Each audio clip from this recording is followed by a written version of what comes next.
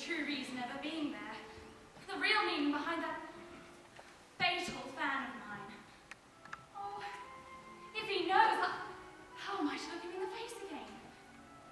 He would never forgive me.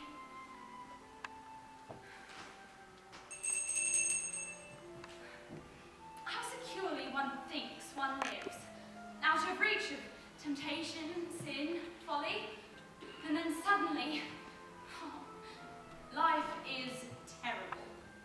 It rules us. We do not rule it. Did your ladyship ring for me? Yes. Have you found out at what time Lord Windermere came in last night? His lordship did not come in till 5 o'clock. 5 o'clock? Oh. He knocked at my door this morning, didn't he? Oh, yes, my lady. At 9:30. I told him your ladyship was not awake yet. Did he say anything? Something about your ladyship's fan. I didn't quite catch what his lordship said. Has the fan been lost, my lady? I can't find it, and Parker says it's not left in any of the rooms.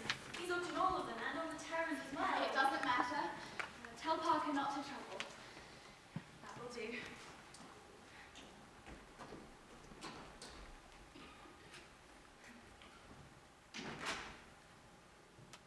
She is sure to tell him. I can fancy a person doing a wonderful act of self-sacrifice, or doing it spontaneously, recklessly, nobly, and then afterwards finding out that it costs too much. Why should she choose between her ruin and mine? How strange. I would have publicly disgraced her in my own house. She accepts public disgrace at the house of another to save me. There is a bitter irony in the way we talk of good and bad women. What a lesson! And what a pity that in life we only get our lessons when they are of no use to us. For even if she doesn't tell, I must. Oh, the shame of it. Oh. Margaret?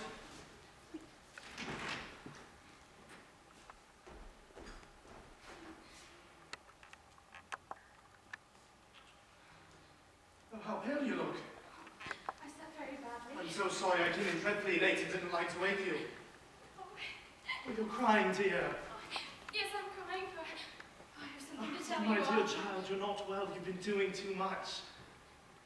Let us go away to the country. You'll be all right at Selby. The season's almost over. Oh, poor darling. We can go today if you like. We can easily catch the 3:14. I'll send a wire to Fannin. Oh, yes, let us go away today. No, I can't go away today, Arthur. There's someone I must see before I leave town. Someone who's been kind to me. Kind to you. Oh, more than that. I will tell you, Arthur, but only love me. Love me as you used to love me. Used to? You're not still thinking of that wretched woman who came here last night. You don't still Oh, I don't. I know now I was wrong and foolish. It was very good of you to receive her last night. But you must never see her again. Why do you say that? Margaret, I thought Mrs. Erlin was a woman more sinned against than sinning, as the phrase goes. I thought she wanted to be good, to get back to a place that she had lost by a moment's folly, to lead again a decent life. I believed what she told me. I was mistaken in her. She is bad as woman can be.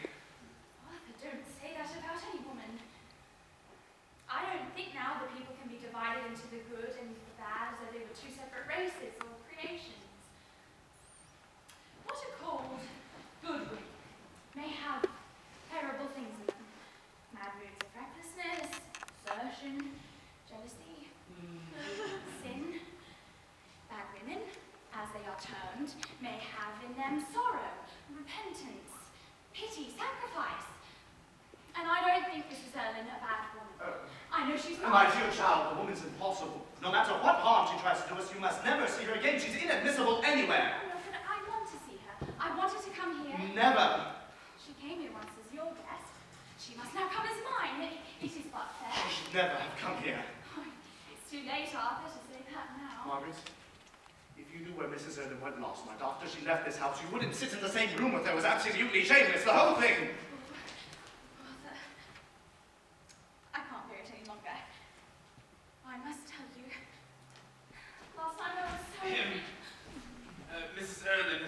to return your ladyship's fan, which you took away by mistake last night. Mrs. Elder has written a message on the card. Thank you. Will you put it there, please? Oh, ask her to be good enough to come up. Tell her I should be so happy to see her. She wants to see me, Arthur. I beg you not to. Let me see her first at any rate. She's a very dangerous woman, the most dangerous woman I know. You don't realize what you're doing. It is right that I should see her. My dear child, you may be on the brink of a great sorrow. Don't go to meet it. It is absolutely necessary that I see her before you do. Why should it be necessary? Margaret, if she can. Mrs. Erland. How do you do, Lady Windermere? How do you do? Do you know, Lady Windermere, I am so sorry about your fan. I can't imagine how I made such a silly mistake last night. It was most stupid of me. And as I was driving in your direction, I thought I would take the opportunity of returning your property in person, with many apologies for my carelessness, and of bidding you goodbye. Goodbye. Are you going away then, Mrs. Erland? Oh yes, I'm going to live abroad again. The English climate doesn't suit me. My heart is affected here, and that I don't like. No, I much prefer living in the south. London is too full of fogs and serious people, Lord Windermere. Whether the fogs produce the serious people or the serious people produce the fogs, I don't know.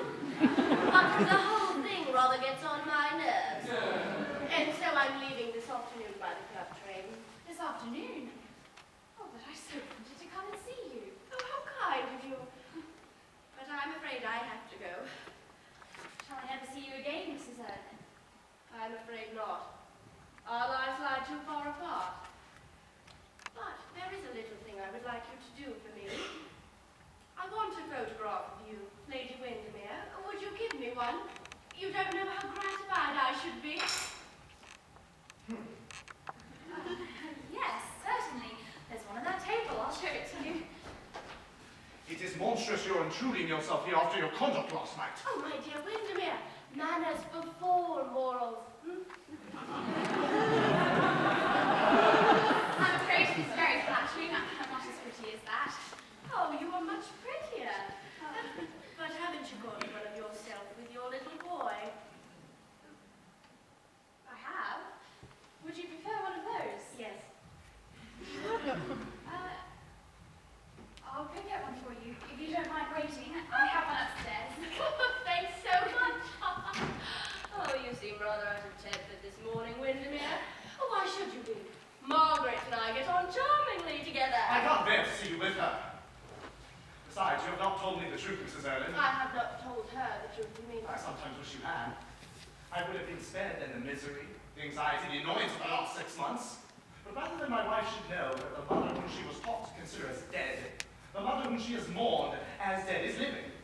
A divorced woman going about under an assumed name, a bad woman preying upon life as I know you now to be. Rather than that, I was ready to supply you with money, to pay bill after bill, extravagance after extravagance, to risk what occurred yesterday.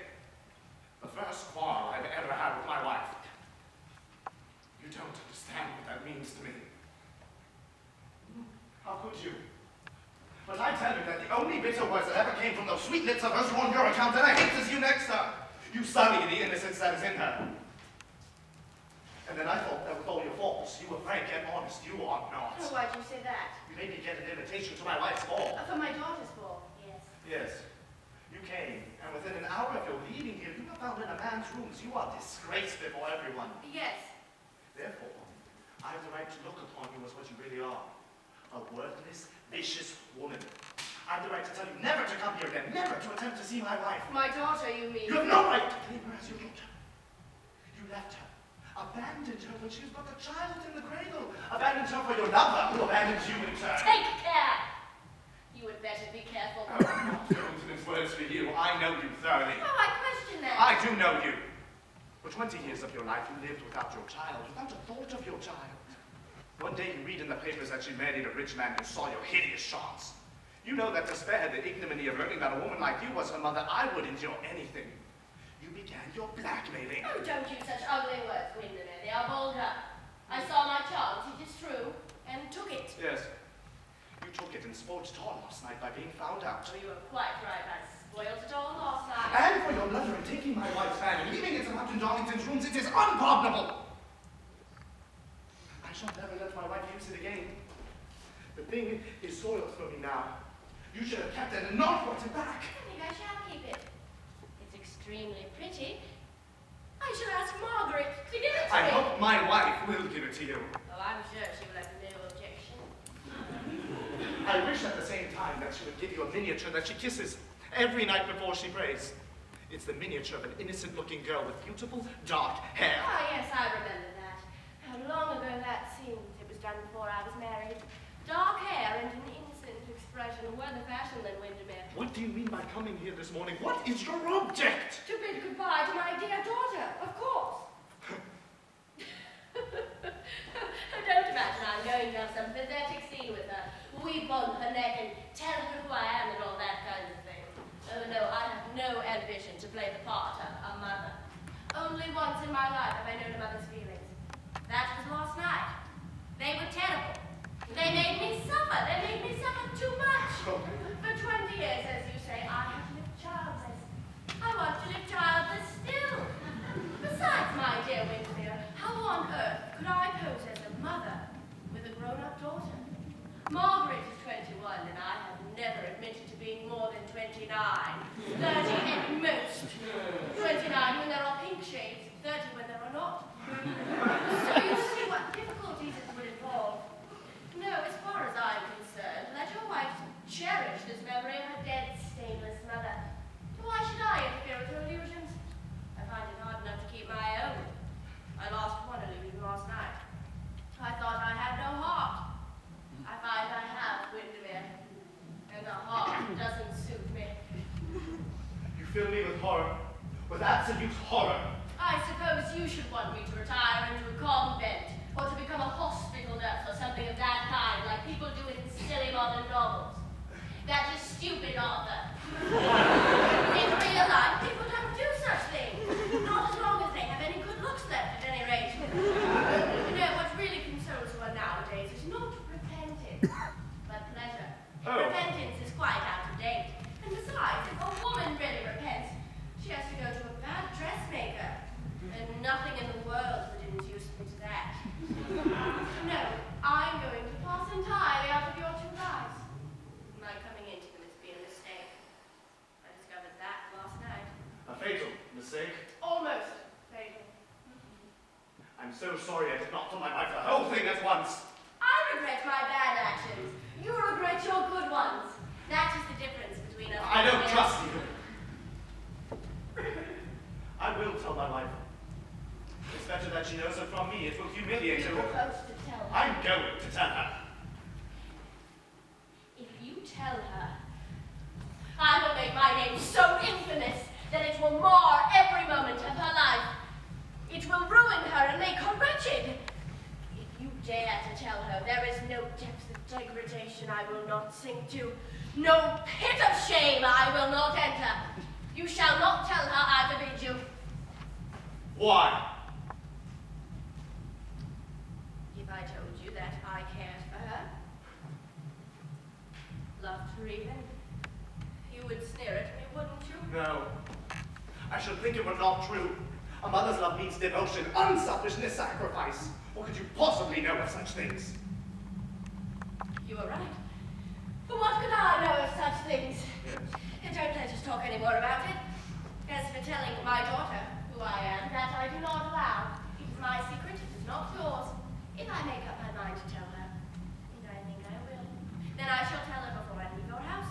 If not, I shall never tell her. Then let me beg of you to leave, at once.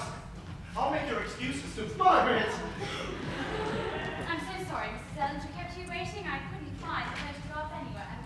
At last, I found it in my husband's dressing room. He had stolen it. Oh, I am not surprised. Oh, it is charming.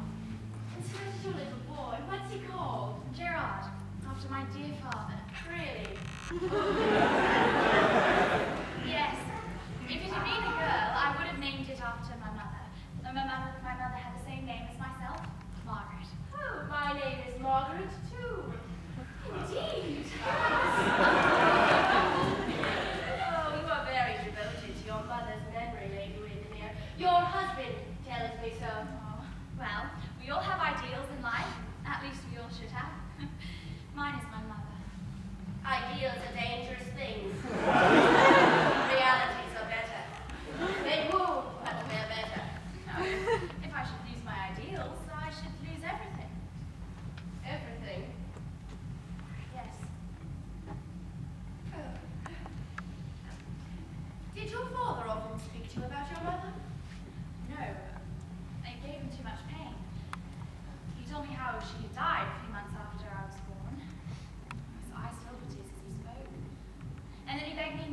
mention her name to him again.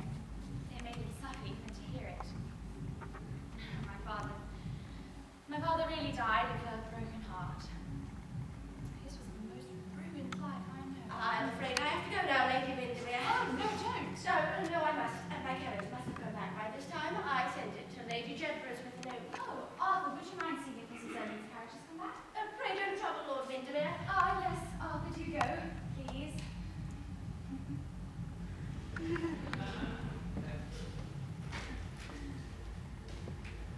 What am I to say to you? You saved me last night. Oh, hush, don't speak of it. I must speak of it. I can't let you think I'm going to accept the sacrifice. I'm not. It is too great. I'm going to tell my husband everything. It is my duty. No, it is not your duty.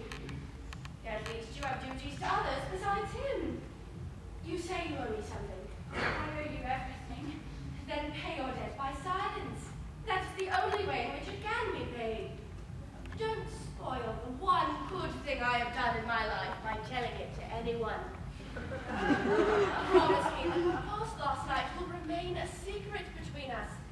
You mustn't bring misery into your husband's life. Pledge me your word, Lady Windermere, that you will never tell him. I insist on it. It is your will, not mine. Yes, it is my will. And never forget your child. I like to think of you as a mother. I like you to think of yourself as one. I always will now. Only once in my life have I forgotten my own mother. That was last night. If I'd not forgotten her, I wouldn't have been so foolish or so wicked. Oh, the hush. Last night is quite over. Your carriage has not come back yet, Mrs. Erling. Oh, it makes no matter. I'll take a hansom. There is nothing in the world quite so respectable as a good Shrewsbury and Talbot. And so I'm afraid it really is goodbye now, Lady Windermere. Oh, I remember. Oh, you'll think me absurd, but I've taken a great fancy for that fan of yours I was silly enough to run away with from your ball last night. Would you give it to me? Your husband says you may. I know it is his present. Certainly. If it will give you any pleasure. Oh, but it has my name on it. It has Margaret on it. But we have the same Christian name. Oh, I forgot. Yes, do you have it? What a wonderful chance our names being the same. Quite wonderful. Thanks. It will always remind me of you. Him. Oh! Lord Augustus Lawton. Mrs. Erling's carriage has come. Good morning, dear boy. Good morning, Lady Windermere.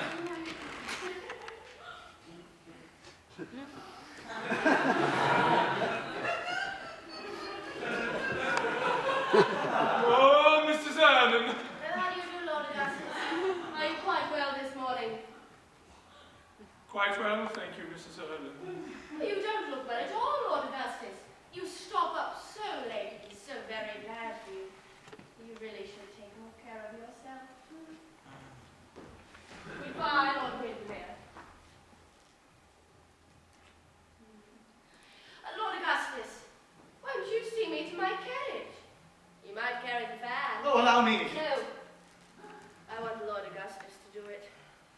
I have a special message for the dear Duchess. Won't you carry the fan? If you really insist upon it, Mrs. Erling. Oh, of course I do. You'll carry it so gracefully. But then again, you carry off anything gracefully, dear Lord